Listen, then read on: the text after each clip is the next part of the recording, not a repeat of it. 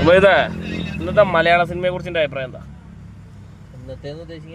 ഇപ്പത്തെ കാലഘട്ടത്തിൽ മലയാള സിനിമ എന്താണ് നിന്റെ ഒരു അഭിപ്രായം? ഞാൻ പുതിയ പടമൊന്നും ഇപ്പൊ തിയേറ്ററിൽ പോയി കാണാറേയില്ല. അതെ, എല്ലാവരും ആരും മൂഞ്ചിയ പടങ്ങൾ, ജനറേഷൻ പടം.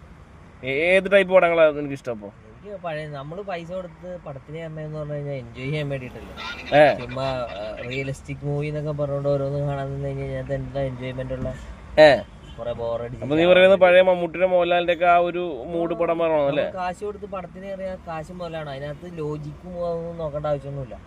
ഇടിച്ചാ ഒരുത്തനെ ഇടിച്ചാൽ പറക്കണം. പൊളിറ്റിക്കൽ കറക്റ്റ്നെസ് ഉണ്ട്. അപ്പൊ എന്ത് ചെയ്യും? പൊളിറ്റിക്കലി കറക്റ്റ് ആണോ? അല്ലെങ്കിൽ സിനിമ പരാജയപ്പെടൂട്ടാ.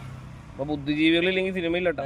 ഇപ്പോഴത്തെ ആൾക്കാര് വലിയ ഡയലോഗ് അടിച്ചിട്ട് പറയുന്നുണ്ട് പഴയ പടങ്ങള് എന്തോരം പഴയ പടങ്ങൾ സൂപ്പർ നൊസ്റ്റാൾജിക് ഫീലിംഗ് എന്നും പറഞ്ഞോണ്ട് പറയാം. അതൊന്നും ഇഷ്ടപ്പെട്ടില്ല. അതൊക്കെ സൂപ്പർ പടങ്ങളാണ്. പക്ഷെ അതുപോലത്തെ ഒരു പടം ഇപ്പൊ പിടിച്ചു നോക്കിയേ ആരെങ്കിലും.